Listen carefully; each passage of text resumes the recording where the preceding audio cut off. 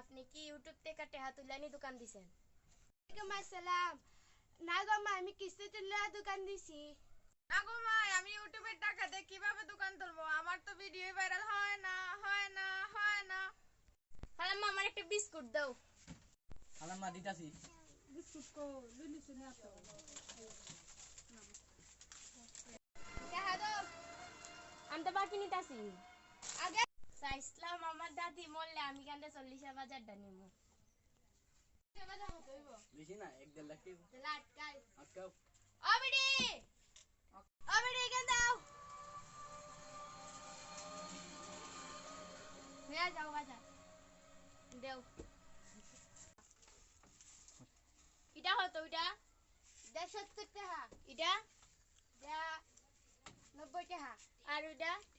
ডিম? ডিম 60 টাকা। পাগল।